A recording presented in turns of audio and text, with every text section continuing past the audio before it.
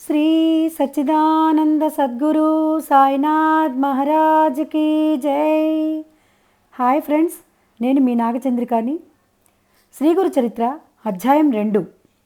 శ్రీ గణేశాయ నమః, శ్రీ సరస్వత్యై నమః, శ్రీ గురుభ్యో నమః. ప్రస్తావన: గురుచరిత్ర పారాయణ వలన శుద్ధులైన ముముక్షువులకు ఒక వంక సద్గురు దర్శనాభిలాష, మరొక వంక విషయాలపై నిరపేక్ష తీవ్రతరమవుతాయి.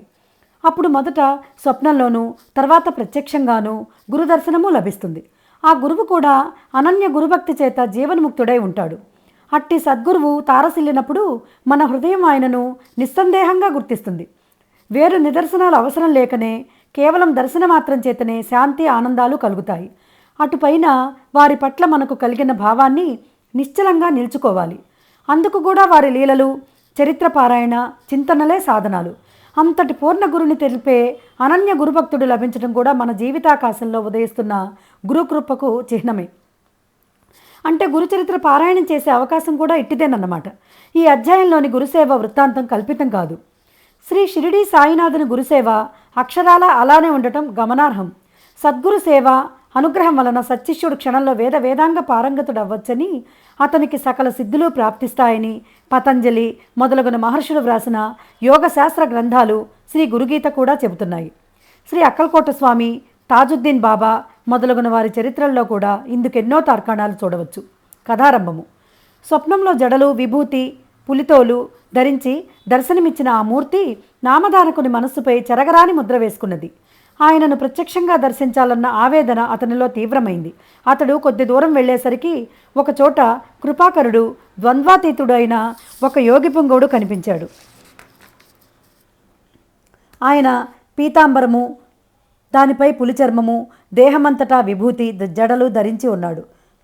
ఆయన సాక్షాత్తు అతనికి స్వప్నంలో కనిపించిన యోగియే. ఆయన దర్శనంతో నామధారకుడికి రోమాంచితమై, కంఠం గద్గదమై, కన్నులు ఆనంద బాష్పాలతో నిండాయి.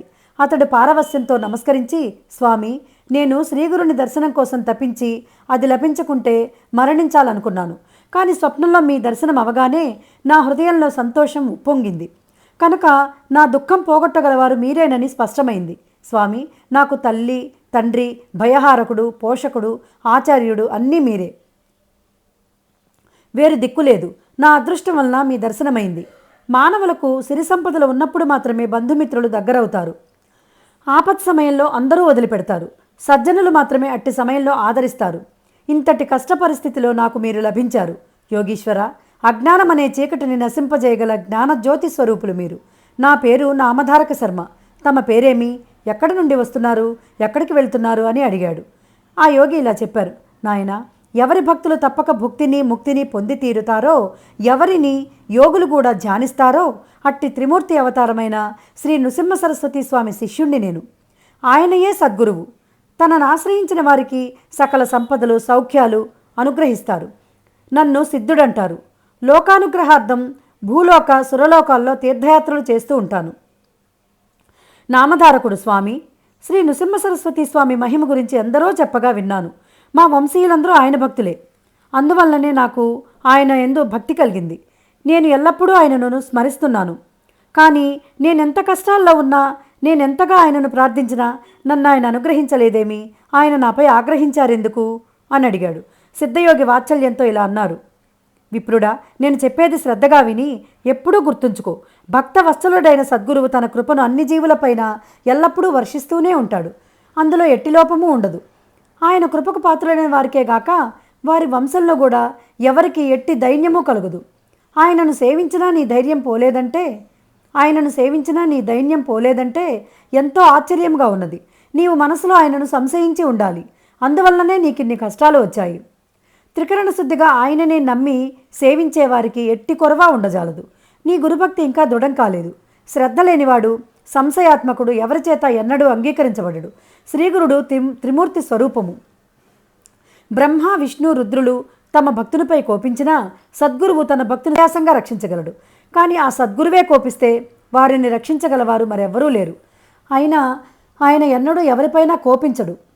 అలాంటి శ్రీగురుణ్ణే శంకించేవాడిని అనుగ్రహించగలవారెవరు? అప్పుడు నామధారకుడు స్వామి, సద్గురువు త్రిమూర్తి స్వరూపం ఎలా అయ్యారు అని అడిగాడు. సిద్ధుడు మొదట సిద్ధుడు మొదట పరమాత్మ ఒక్కడే ఉన్నాడు, ఆయన ఒకప్పుడు నేను అనేకమౌదునుగాక అని సంకల్పించి ఈ చరాచర విశ్వమయ్యాడు. అందులోని జీవులను ఉద్ధరించడానికి తిరిగి ఆయనయే సద్గురువుగా అవతరిస్తూ ఉంటాడు. అందువలన సద్గురువును తప్పక ఆశ్రయించాలి. శిష్యునికి తత్వజ్ఞానం కలిగించటం వలన, అజ్ఞానం నుండి రక్షించటం వలన, జన్మ పరంపరలను నశింపజేయటం వలన గురువు సృష్టి స్థితి లయాలకు కారణమైన త్రిమూర్తుల స్వరూపమయ్యారు అని చెప్పాడు. అంతట నామధారకుడు స్వామి, దేవతలు కోపించిన సద్గురువు రక్షించగలరంటిరే, అది ఎలా సంభవము? అందుకు తార్కాణమేమి? నా సందేహం తీర్చి నా మనస్సుకు స్థిరం ప్రసాదించండి అని వేడుకున్నాడు. సిద్ధుడు అతని జిజ్ఞాసకు సంతోషించి ఇలా చెప్పాడు. నీవు బుద్ధిమంతుడవు, మంచి ప్రశ్న వేశావు.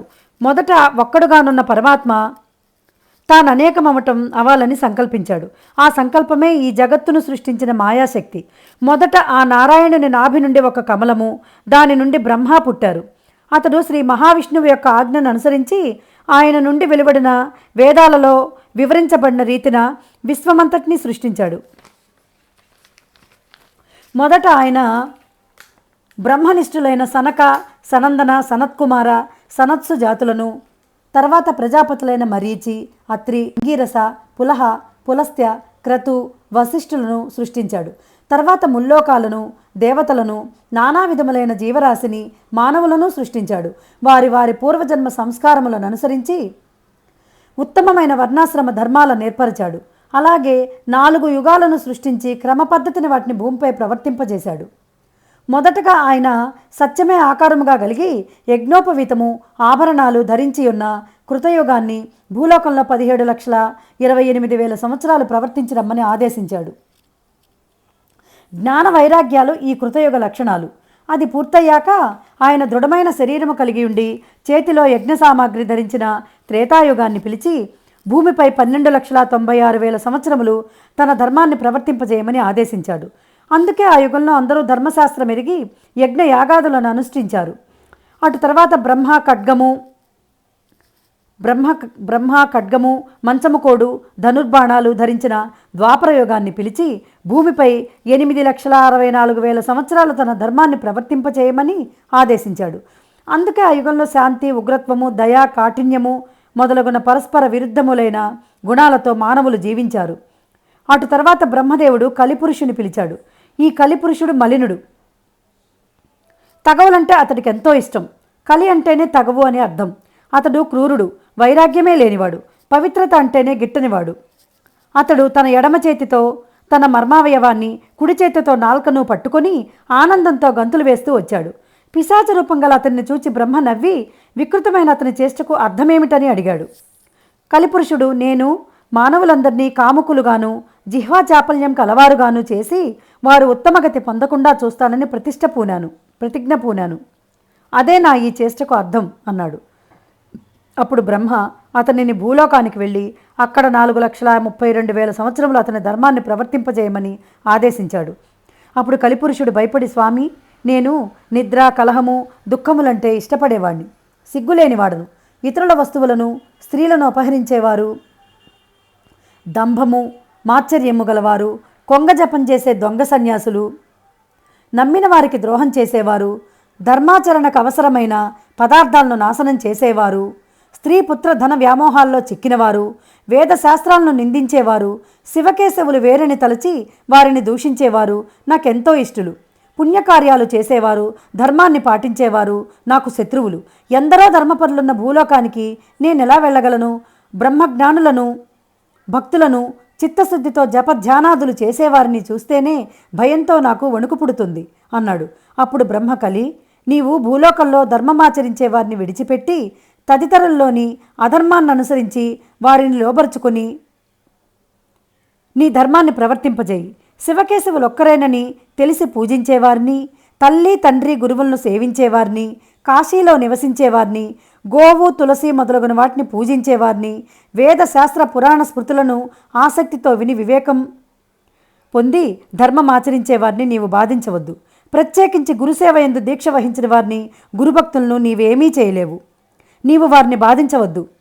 భూలోకంలో మిగిలిన వారందరూ నీవక్కడ ప్రవేశించగానే నీకు లోబడి ప్రవర్తించగలరని చెప్పాడు. కలిపురుషుడు, స్వామి, గురువంటే ఎవరు? అతని గురించి మీరు ప్రత్యేకించి చెబుతున్నారే, అతని గొప్పతనం ఏమిటి అని అడిగాడు. బ్రహ్మ ఇలా చెప్పాడు: గురువు త్రిమూర్తుల స్వరూపము. ఆయనయే బ్రహ్మ, విష్ణు, మహేశ్వరుడు. అందువలన గురువు సంప్రీతుడైతే త్రిమూర్తులు తృప్తి చెందుతారు. గురువు కోపించిన వారిని ఆ త్రిమూర్తుల్లో ఏ ఒక్కరూ రక్షించలేరు. గురువు తన శిష్యునికి తత్వం ఉపదేశించి పాపము నశింపజేసి అతని యందు బ్రహ్మజ్ఞానము కలిగించి అతనిని శాశ్వతంగా దుఃఖం నుండి తరింపజేస్తాడు. అలానే గురువు సంప్రీతుడైతే త్రిమూర్తులు సంప్రీతులు అవుతారు. కానీ త్రిమూర్తుల్లో ఏ ఒక్కరు సంప్రీతులైనా గురువు సంప్రీతుడు కాకపోవచ్చు. కనుక ఎవడు శాస్త్రానుసారము గురువును సేవించి ఆయన ప్రీతికి పాత్రుడవుతాడో అట్టి శిష్యుడు తానే బ్రహ్మ అవుతాడు. అతనికి తీర్థయాత్రలు, వ్రతాలు, తపస్సు చేసిన ఫలితమంతా గురుసేవ వల్లనే లభిస్తుంది. గురువు వల్లనే శిష్యునికి వర్ణాశ్రమ ధర్మాలు, సదాచారము, సద్వివేకము, కర్మాచరణ, భక్తి, వైరాగ్యము, ముక్తి కూడా లభిస్తాయి. గురువు లేనిదే మోక్షం లభించదు. కారణం, గురువు లేనిదే శాస్త్రశ్రవణము, తత్వశ్రవణము లభించవు. అవి లభించకుంటే మానవులకు నీ వలన భయం తప్పదు. శాస్త్రాలు స్వయంగా చదువుకుంటే అర్థమయ్యేవి కావు. శాస్త్రాలను సార్థకమైన రీతిని వివరించడం సద్గురువుకు మాత్రమే సాధ్యం. అందుకే ఆయన జ్ఞానజ్యోతి స్వరూపము. సద్గురు సేవ వలన సర్వము సిద్ధిస్తుంది. అందుకు తార్కాణాలు చెబుతాను విను.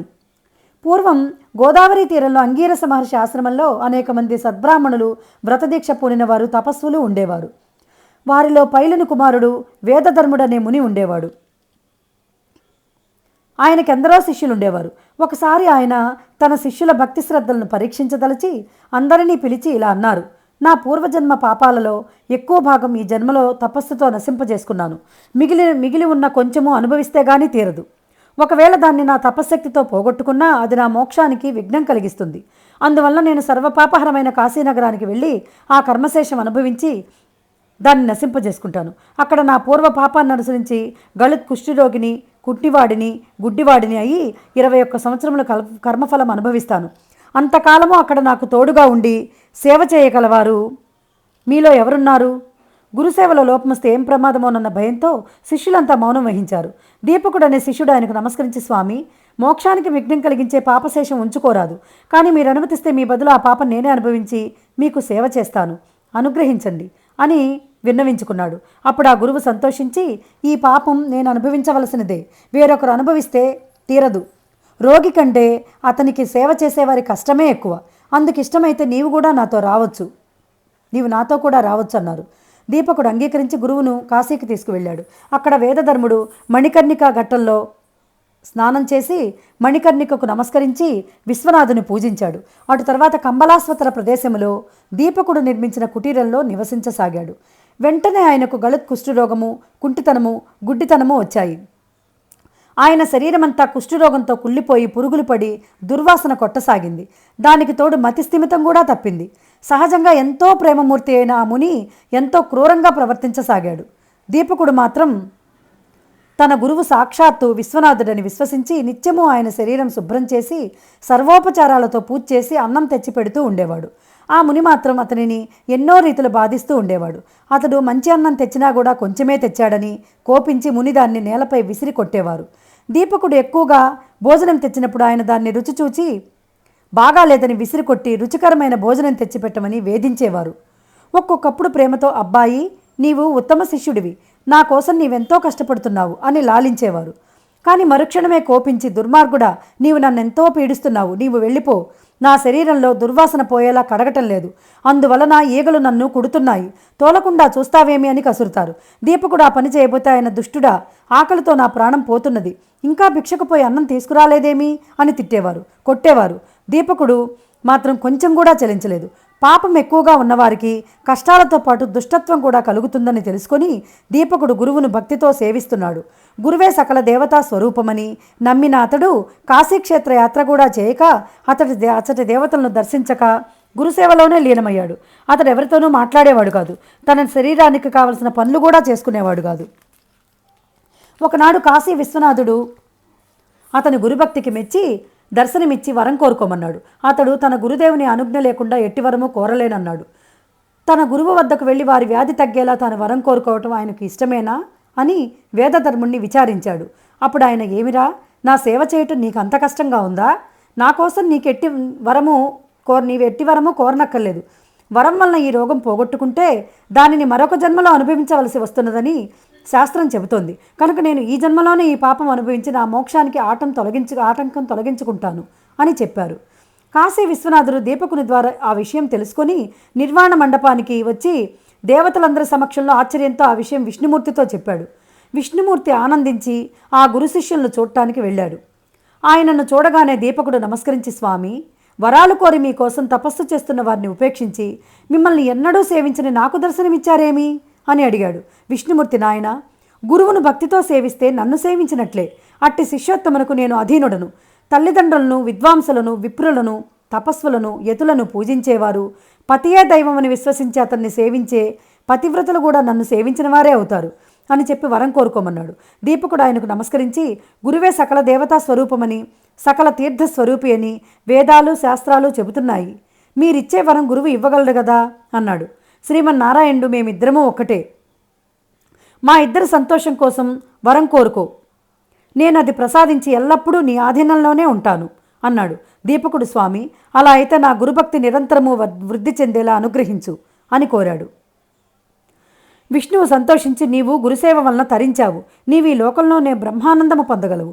నీవెల్లప్పుడూ నీ గురుదేవుణ్ణి ఇలానే సేవిస్తూ ఉండు. వేదము, వేదాంగాలు, వేదాంత వాక్యాల అర్థం తెలుసుకుని గురువే పరమార్థమని, పరబ్రహ్మమని తెలుసుకుని గురువుని ఎవరైతే సేవిస్తారో వారికి దేవతలందరూ వశమవుతారు. నిరంతరము సద్గురువును సేవించేవారు కూడా లోకపూజ్యులే. త్రిమూర్తులమైన మా అనుగ్రహం వల్లనే మానవులకు సద్గురువు లభిస్తారు అని చెప్పి విష్ణువు అంతర్ధానమయ్యాడు. తర్వాత దీపకుడు ఈ సంగతి చెప్పకముందే వేదధర్ముడు జరిగినదంతా చెప్పి దీపకుని గురుభక్తికి మెచ్చి, చిరంజీవ, నీవు కాశీలోనే నివసించు. అష్టసిద్ధులు, నవనిధులు నిన్ను సేవిస్తూ ఉంటాయి. నిన్ను స్మరించిన వారి కష్టాలు కూడా నశిస్తాయి అని ఆశీర్వదించి వెంటనే ఆరోగ్యవంతుడయ్యాడు. కాశీక్షేత్ర ప్రభావం తెలపటానికి, శిష్యుణ్ణి పరీక్షించటానికి, స్వధర్మాన్ని బోధించటానికి వేదధర్ముడు కుష్ఠిరోగి వలె కనిపించాడే గాని నిజానికి ఆయనకు పాపం ఎక్కడిది? ఆయన తన శిష్యులను ఉద్ధరించటంలో అమిత కుశలుడు, లోకప్రియుడు, జీవన్ముక్తుడు, ఆదర్శప్రాయుడైన ముముక్షువు. తన ప్రారబ్ధాన్ని సంతోషంగా ఎలా అనుభవించాలో సాధకులకు తెలపటానికి, శిష్యుని భక్తిని, నిష్ఠా, ఓరిములను, విశ్వాసాన్ని పరీక్షించటానికి మాత్రమే కుష్ఠరోగగ్రస్తుడయ్యాడు. ఇటువంటి గురుసేవా వృత్తాంతాలు అనేకమున్నాయి. ఇవి చెప్పేవారి దోషాలను, వినేవారి పాపాలను కూడా పోగొడతాయి. ఓ కలిపురుష, కలియుగము ఆరంభం అవ్వవలసి ఉన్నది. కనుక నీవు భూలోకానికి వెళ్ళు. కానీ సద్గురు భక్తుని నీవు కంటితోనైనా చూడవద్దు సుమా అని బ్రహ్మదేవుడు ఆదేశించాడు. అది విని కలిపురుషుడు ఆయనకు నమస్కరించి భూలోకానికి వెళ్ళాడు. గురువు యొక్క మహిమ ఇంతటిదని చెప్పటానికి వీలవుతుందా? నామధారక, ఎవరు సాత్వికమైన ఓరిమిని పొంది దృఢభక్తితో దైవాన్ని, భక్తితో సద్గురుని భజిస్తారో వారు తప్పక కృతకృత్యులవుతారు. కాబట్టి నీవు పరమ శ్రేయస్సు కోరితే నిస్సంశయంగా శ్రద్ధాన్వితుడవై నరదేహంతో అవతరించిన శ్రీగురుని సేవించు అని సిద్ధుడు చెప్పారు. శ్రీ దత్తాయ గురవే నమః. శ్రీ శ్రీపాద శ్రీవల్లభాయ నమః. శ్రీ నృసింహ సరస్వత్యై నమః. శ్రీ సచ్చిదానంద సద్గురు సాయినాథ్ మహారాజ్ కీ జై. గురు మహిమా అపార మహిమా, గురు మహిమా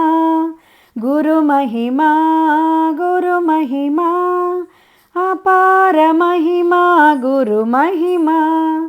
కిం వచనీయం గురు మహిమా, హిమవచనీయం గురు మహిమా.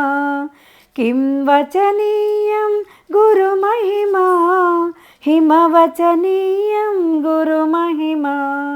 గురు మహిమా అపార మహిమా, గురు మహిమా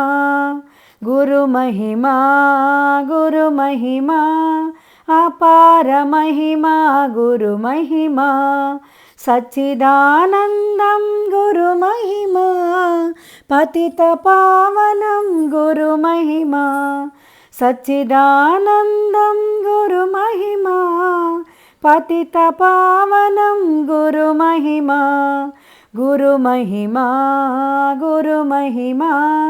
అపార మహిమా, గురు మహిమా.